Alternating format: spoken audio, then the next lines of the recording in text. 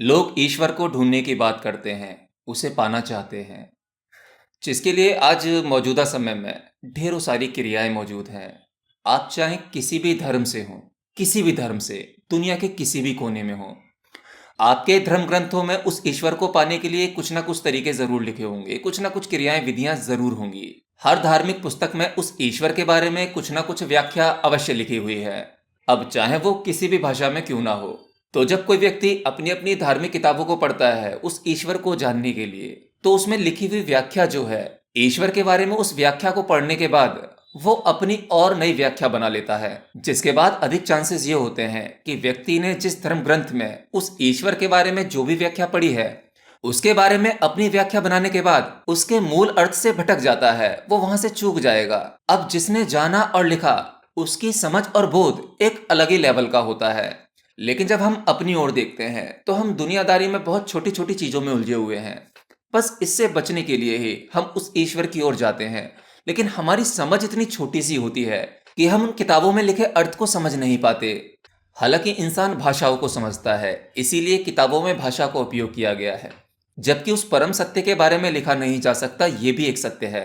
तो अगर कोई व्यक्ति उस परमात्मा को पाने की बात करता है, उसे ढूंढने की कोशिश करता है, तो ये उसकी सबसे बड़ी भूल है, क्योंकि उसे पाया ही नहीं जा सकता, वो मिल ही नहीं सकता।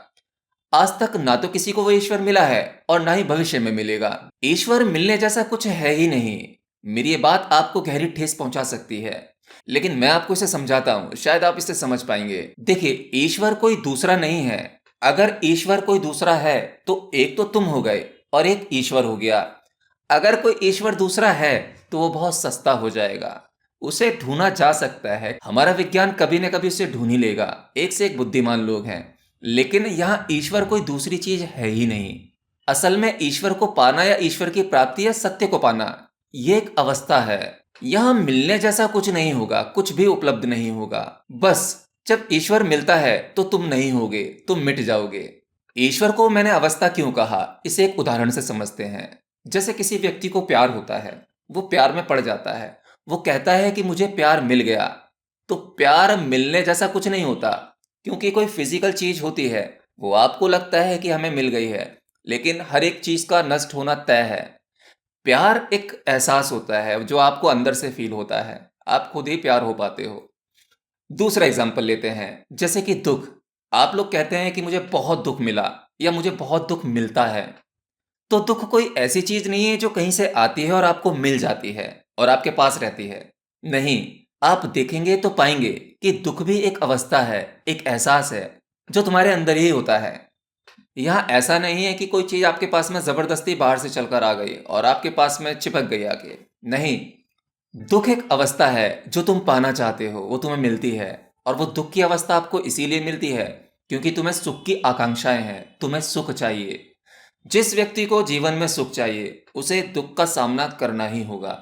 लेकिन जब एक योगी अपने में गहरा उतर जाता है, तब वह इन सुख दुख से बाहर हो जाता है, वो इस अवस्था से अलग हो जाता है। क्योंकि सुख या दुख मिलता नहीं है, ये हमारे भीतर ही जनरेट होता है। या यूं कहें कि हम इसे खुद ही अपने आप ही अपनी आकांक्षाओं की वजह से अपनी एक अवस्था ऐसी बना लेते हैं, जिसके कारण हम उसे फेस करते हैं। तो जिस प्रकार से सुख दुख मिलता नहीं है, ये हमारी एक अवस्था होती है, उसी प्रकार से ईश्वर भी एक अवस्था है। सिद्ध पुरुषों का कहना, ईश्वर का मिलना या ईश्वर की प्राप्ति या सत्य की प्राप्ति, इंसान समझता है भाषा से, और भाषा का उपयोग करना पड़ता है, ये मजबूरी है। भाषा में वो आ तो नहीं सकता, लेकिन एक प्रयास है। तो उस भाषा का इस्तेमाल करते हुए ये कहना पड़ता है कि ईश्वर प्राप्त हुआ या ईश्वर की प्राप्ति कैसे होगी, और उसके उपाय बताए जाते हैं। तो ये उनकी मजबूरी है, लेकिन ईश्वर प्राप्त नहीं होता। अब जिन महान पुरुषों ने उसे जाना, या कहूँ उन्हें ईश्वर की प्राप्ति हुई। अब जैसे कि मैं बात करूं आदि शंकराचार्य की, जब उन्होंने जाना या उन्हें ईश्वर की प्राप्ति हुई तो उन्होंने ये कहा, अहम ब्रह्मास्मि, यानी ईश्वर मिला नहीं, मैं ही ईश्वर हूं, मैं ही पर ब्रह्म हूं। ये बात मैं अकेले आदि शंकराचार्य की नहीं कह रहा, उन्हें मिला, वो उनकी अवस्था थी, उन्होंने बताने का प्रयास किया। ऐसे बहुत से नाम हैं, जैसे मंसूर, मंसूर ने भी यही कहा था, अहम ब्रह्मास्मि। और जिसके कारण उनका सर कलम कर दिया गया, क्योंकि उस समय के तथाकथित धर्मगुरु या धार्मिक लोग जो होते थे, उनको ये गवारा ही नहीं था, क्योंकि उन्हें जो बताया गया, जो किताबों में उन्होंने अपने अर्थ निकाले, वो कुछ और ही ईश्वर को समझ रहे थे। लेकिन मंसूर उस परम अवस्था को प्राप्त हो चुका था, तो उनके साथ कुछ ऐसा हुआ। बात करें अष्टावक्र की। अष्टावक्र क्या कहते हैं कि ये प्रकृति में मैं हूं या प्रकृति मुझ में है। असल में सब कुछ मुझ में ही है, मैं स्वयं महसूस करता हूं। ऐसा एहसास दिलाया राजा जनक को। जब राजा जनक को अष्टावक्र ज्ञान दे रहे थे, तो उन्होंने कई अवस्थाओं का वर्णन किया और बीच बीच में राजा जनक की परीक्षा भी ली, जिसमें कि राजा जनक ने ये कहा कि समस्त सृष्टि, ये सब कुछ मुझ में ही है, या कहूं मैं ही इसमें हूं। तो धीरे धीरे करके अंत आते आते वो स्वयं ही मिट गए। जहां गुरु भी नहीं, अब भगवान भी नहीं, ईश्वर भी नहीं, जहां कुछ नहीं बचा, वो शून्य की अवस्था अष्टावक्र के माध्यम से राजा जनक को अनुभव हुई।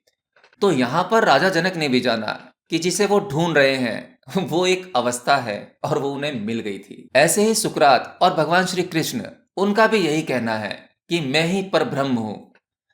अब यहाँ पर इतने सारे, इतने बड़े बड़े महान लोगों ने उस अवस्था का अनुभव किया, या वो स्वयं उस अवस्था में हो गए।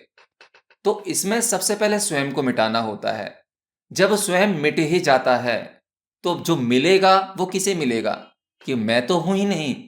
जब तक मैं मौजूद हूं, उस परमात्मा को अनुभव करने वाला मौजूद है, तब तक वो नहीं मिलेगा, क्योंकि मैं ही बाधा है, मैं ही परेशानी है, मैं ही वो अनुभव करना चाहता है। और जब तक अनुभव करने वाला मौजूद है, अर्थात वो मैं मौजूद है, तब तक वही बड़ा है। और वो बड़े का अर्थ है, वह अहंकार है। सब कुछ छोड़ना होगा। अंत आते आते उस ईश्वर की प्यास, उसे भी छोड़ना होगा। तभी तुम उस अवस्था को पा सकते हो जहां ये कहा जाता है कि ईश्वर प्राप्त हुआ, अर्थात अहम ब्रह्मास्मि। तो ईश्वर एक अवस्था है, उसे पा नहीं पाओगे, बल्कि आप स्वयं वो हो सकते हो। और वैसे तो आप हो ही, बस कुछ पर्दे पड़े हुए हैं। एक एक करके पर्दा गिरेगा, स्वप्न अवस्था से बाहर आओगे, तो जानोगे कि सत्य कुछ और ही था। बिल्कुल वैसे ही जैसे आप रात को सोते हो और सपना देखते हो, आपको वही सत्य लगता है। आपका ये अस्तित्व नहीं होता, केवल वो सपना ही आपके लिए सत्य होता है। और जब सपने से जागते हो, तो कहते हो कि अरे, ये तो सपना था। तो ऐसे ही क्या हो कि ये जीवन जो आप जी रहे हो, ये भी एक सपना हो।